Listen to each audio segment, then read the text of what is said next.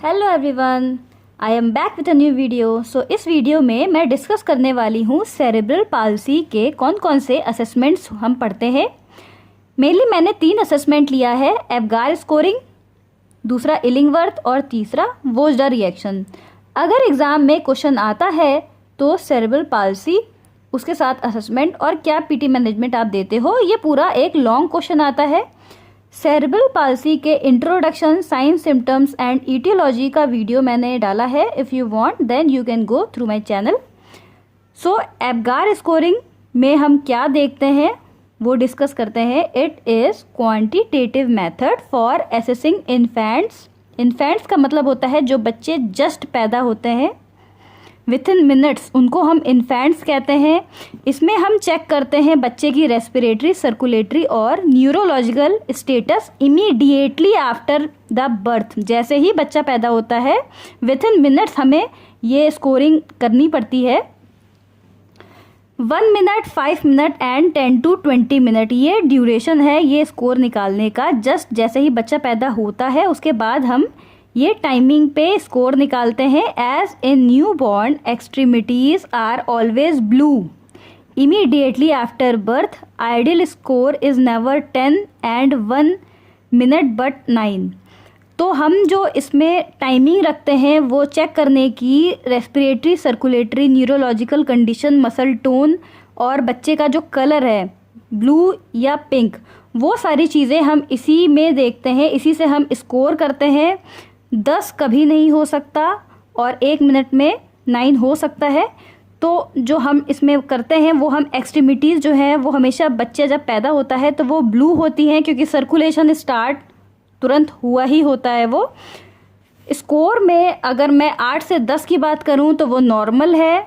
5 से 7 में moderate asphyxia है। एस्फिक्सिया का मतलब ये हो गया जब बच्चा सांस लेने में समर्थ ना हो, दिक्कत हो रही हो उसे, या वो बेहोश हो चुका हो या डेथ हो गई हो उसकी, तो वो मॉडरेट एस्फिक्सिया में आएगा। अगर लेस देन 4 है तो फिर वो सीवियर डिस्ट्रेस है, मतलब उसके जो ब्लड है वो पूरे बॉडी में नहीं गई है, ब्रेन तक नहीं गई है, वो बच्चा रिस्क बेबी में आ सकता है। रिस्क बेबी और एक नॉर्मल बच्चे में बहुत डिफरेंस है। प्री टर्म बेबी आपने सुना होगा, जो पूरा 9 मंथ का ड्यूरेशन कंप्लीट करके पैदा होता है, उसे हम पूरा एक ग्रोन बेबी कहते हैं, फुल टर्म कहते हैं। लेकिन जो प्री टर्म है वो 7 मंथ में अगर डिलीवरी हो गई है तो वो प्री टर्म या रिस्क बेबीज कहते हैं उसे हम।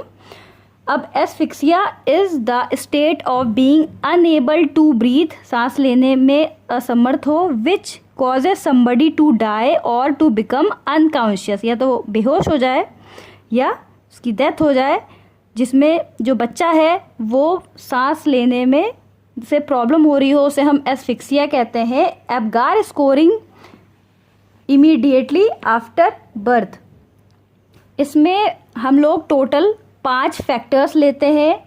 Heart rate, respiratory effort, muscle tone, response to catheter और colour of the baby. Score जो हम देते हैं वो 0, 1, 2 में देते हैं। अगर हार्ट रेट एब्सेंट है वो 0 में आएगा। दूसरा, अगर 1 है, लेस देन 100, अगर उसका जो हार्ट रेट है वो 100 बीट्स पर मिनट से कम है तो स्कोर 1 में आएगा। और 100 बीट से ज़्यादा है, मेनली छोटे बच्चों में 120 to 150 बीट्स पर मिनट होनी चाहिए। अगर 100 बीट से ज़्यादा है इसका मतलब स्कोर 2 है, वो नॉर्मल में आएगा।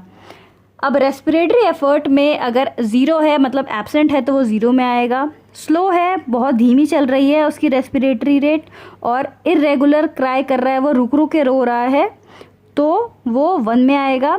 अच्छे से रो रहा है, क्योंकि बच्चा जब पैदा होता है उसके रोने का मेन रीज़न ये होता है कि उसके लंग्स में एयर जाती है, जिसकी वजह से उसका पूरे बॉडी में सर्कुलेशन स्टार्ट हो जाता है। वही हमारी रेजिडुअल वॉल्यूम रहती है, जो लास्ट टाइम तक हम उसे आखिरी सांस कहते हैं, वही होती है रेजिडुअल वॉल्यूम। मसल टोन अगर लिम्प है वो 0 में आएगा।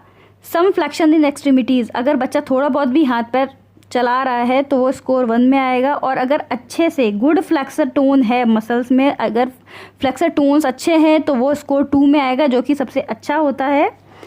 रिस्पॉन्स टू कैथेटर, कोई रिस्पॉन्स नहीं कर रहा है, वो स्कोर 0 में आएगा। ग्रीमेज, ग्रीमेज का मतलब है जब दर्द होता है तो हम जैसा फेस बनाते हैं उसे हम ग्रीमेज कहते हैं। अगर कैथेटर लगाते वक्त बच्चा छींक रहा है या खांस रहा है तो वो स्कोर 2 में आएगा, वो नॉर्मल है। अब बेबी का कलर क्या है, अगर ब्लू है, पेल है, तो वो स्कोर 0 में आएगा। स्कोर 1 में body pink and extremities blue, उसकी पूरी बॉडी तो पिंक है लेकिन जो उसके हाथ और पैर हैं वो ब्लू है, इसका मतलब वहाँ पे ब्लड नहीं पहुँचा है, सर्कुलेशन नहीं स्टार्ट हुआ है उसके एक्सट्रीमिटीज़ में, तो वो भी स्कोर 1 में आएगा। अगर पूरी तरीके से बच्चा पिंक है तो वो स्कोर 2 में आएगा, it means the baby is normal. तो ये मैंने आपको एब्गार स्कोरिंग बताया, पहला असेसमेंट आपका एब्गार स्कोरिंग आएगा। इसके बाद जो दूसरा है वो है इलिंगवर्थ स्केल।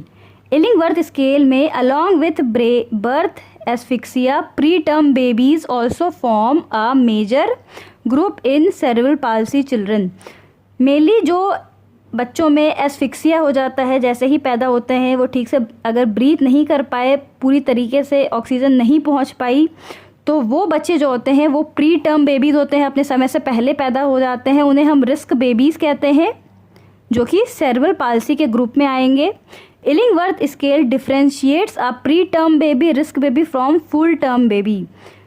रिस्क बेबी का मतलब है कि 9 मंथ से पहले पैदा हो गया, उसे हम प्री टर्म बोलेंगे, और पूरा टाइम लिया है उसने, 9 मंथ कंप्लीट किए हैं, तो वो फुल टर्म बेबी में आएगा। अब फैक्टर्स और उसकी वैल्यू जो हमने देखना है, स्केल से मेज़र करना है, सबसे पहले बच्चे की हाइट, उसका हेड का सरकमफ्रेंस, उसके चेस्ट का circumference, respiratory status, heart rate और बर्थ वेट, ये हम चीज़ें देखते हैं।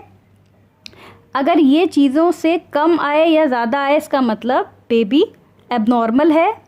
बच्चे की हाइट 50 सेंटीमीटर होनी चाहिए, हेड का सरकमफ्रेंस जो है वो 34 to 35 सेंटीमीटर होना चाहिए, चेस्ट का circumference usually 3 to 4 centimetre less than heart. बच्चे की जो चेस्ट का सरकमफ्रेंस है वो उसके सर के सरकमफ्रेंस से हमेशा कम होना चाहिए। रेस्पिरेटरी स्टेटस जो है वो 30 to 40 पर मिनट होना चाहिए। Heart rate 120 to 140 beats per minute, इससे अगर कम है तो वो भी ठीक नहीं है, और इससे भी अगर ज़्यादा आ रहा है तो वो भी ठीक नहीं है। बर्थ वेट, जब बच्चा पैदा होता है तो उसका वेट जो है वो 2.5 से 3.5 kg होना ही चाहिए। तो मैंने एब्गार स्कोरिंग और इलिंगवर्थ स्केल के बाद जो तीसरा आपका असेसमेंट है सीपी का, वो है वोस्टा रिएक्शन। इसमें हमें क्या करना है, ये आपका शॉर्ट में एज वेल एज एग्जामिनर जो है वो प्रैक्टिकल में आपसे वोस्टा रिएक्शन के कोई भी रिफ्लेक्स पूछ सकता है, तो सारे प्रिपेयर करके जाइएगा। इसमें होता क्या है, useful for diagnosis of brain damage in infants. मैंने आपसे बताया जो आपका एब्गार स्कोर था सबसे पहले जो हमने पढ़ा, उसमें हम बच्चे का मसल टोन, रेस्पिरेशन, उसका स्किन का कलर, ये सब देख रहे थे। उसके बाद हमने इलिंगवर्थ स्केल की बात की, जिसमें हमने देखा कि कौन कौन से हेड सरकमफ्रेंस, चेस्ट सरकमफ्रेंस, बच्चे का कितना हार्ट बीट होना चाहिए, ये सब चीज़ें देखी। अब वोस्टा रिएक्शन में हम पढ़ते हैं कि बच्चे के जो ब्रेन है उसमें कोई डैमेज तो नहीं है।